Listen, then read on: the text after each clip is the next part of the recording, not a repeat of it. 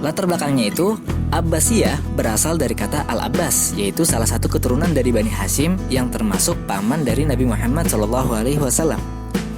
Posisi Bani Hashim itu tersingkir setelah berakhirnya masa Khulafaur Rasyidin. Kalian pasti masih ingat kan, Khulafaur Rasyidin itu ada berapa khalifah?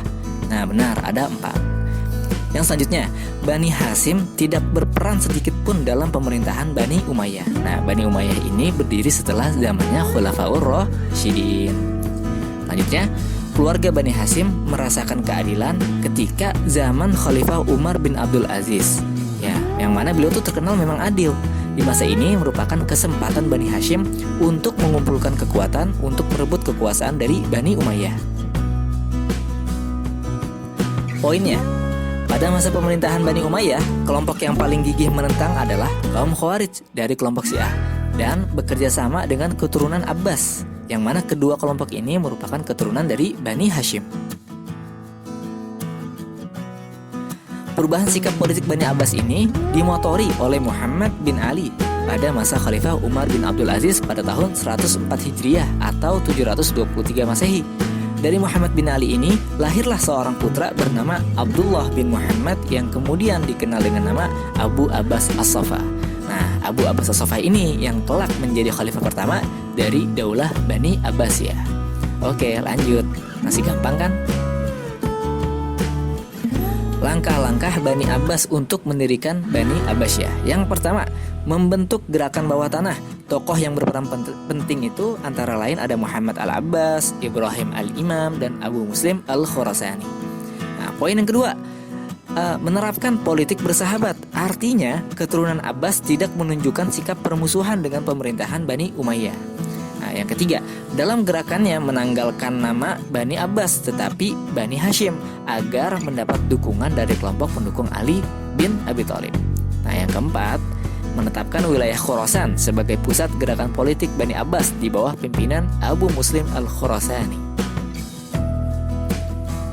Nah, sebelumnya itu kita sudah mempelajari tentang latar belakang berdirinya dinasti Abbasiyah, dan itu sejarahnya agak panjang sebenarnya, dan kalian ya harus baca sendiri juga biar makin paham. Oke, biar cepat kita lanjut ke pembelajarannya. Nah, mengenai ibu kota Daulah Abbasiyah, merupakan hal yang wajar apabila suatu ibu kota negara berpindah dari satu tempat ke tempat yang lain. Sejak berdirinya Daulah Abbasiyah sudah terjadi perpindahan ibu kota. Nah, jadi bukan zaman sekarang doang nih yang ada negara yang pindah-pindah ibu kota, tapi dari zaman dulu, dari zaman kekaisaran kerajaan-kerajaan, bahkan di kerajaan Islam itu sendiri, Daulah Abbasiyah itu sering mengalami perpindahan ibu kota. Nah, kota mana aja sih yang pernah jadi ibu kotanya Daulah Abbasiyah? Yang pertama itu kota Kufah, yang mana Kufah merupakan ibu kota pertama dari pemerintahan kekhalifahan Daulah Abbasiyah. Di kota ini, Daulah Abbasiyah diproklamirkan. Di Kufah inilah Abu Abbas membangun istana yang terkenal dengan nama Istana Hashimiyah. Lanjut. Yang kedua ada kota Hirah. Nah, kota Hirah itu transit, artinya bukan merupakan tempat menetap bagi Daulah Abbasiyah itu, karena perpindahan ke kota ini sementara agar mereka dapat segera meninggalkan Kufah. Jadi ya bisa dibilang mah ibu kota sementara lah gitu. Lanjut. Yang ketiga itu ada kota Anbar. Nah, kota ini sudah dibangun oleh Raja Persia sebelumnya. Pemerintahan Daulah Abbasiyah ketika di bawah kekuasaan Abu Abbas As-Saffah.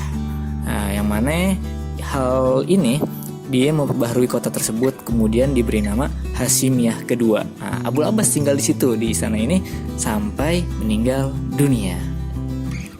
Nah, ibu kota mana lagi sih yang pernah jadi ibu kotanya Daulah Abbasiyah? Yang terakhir itu adalah kota Baghdad.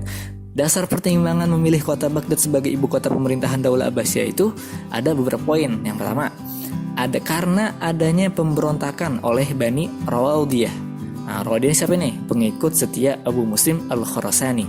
Nah, kelompok ini menuntut balas kematian Abu Muslim Al-Khurasani yang dihukum mati. Nah, ini kita udah pernah bahas di pertemuan sebelumnya. Nah, poin yang kedua itu apa? Baghdad merupakan tempat yang berudara segar dengan keindahan kotanya. Wah, kalau zaman dulu tuh Baghdad digambarin keren banget dah. Pokoknya tuh mewah banget, megah banget. Nah, yang nomor 3, poin ketiga ini, tempat ini strategis sehingga mudah untuk saling komunikasi dengan bangsa lain. yang keempat, banyak terdapat bahan tambang dan sumber alam lainnya. Nah, itu pertimbangan kenapa kota Baghdad dijadikan ibu kota di zaman Daulah Abbasiyah. Nah, mengenai kota Baghdad ini, kita harus kenal nih, kota Baghdad tuh kayak gimana sih? Ada beberapa poin yang tercatat. Sebelumnya merupakan kota pusat kuno yang dibangun orang-orang Persia. Nah, itu poin pertama. Poin keduanya apa? Arsitek yang dipercaya oleh khalifah untuk memimpin pembangunan kota Baghdad adalah Hajjaj bin Ariha dan Amran bin Wadah. Nah, ini dua orang ini arsitek keren deh, arsitek pinter gitu, yang ngebuat kota Baghdad bisa secakep di zamannya gitu, semewah di zaman. Nah, yang nomor 3 poinnya, total keseluruhan personil pembangunan kota Baghdad 100.000 orang. Wah, bayangin tuh, yang kerja 100.000 orang. Terus poin yang keempat, diiringi upacara kenegaraan dan kemeriahan lainnya. Peletakan batu pertama oleh Khalifah Al-Mansur.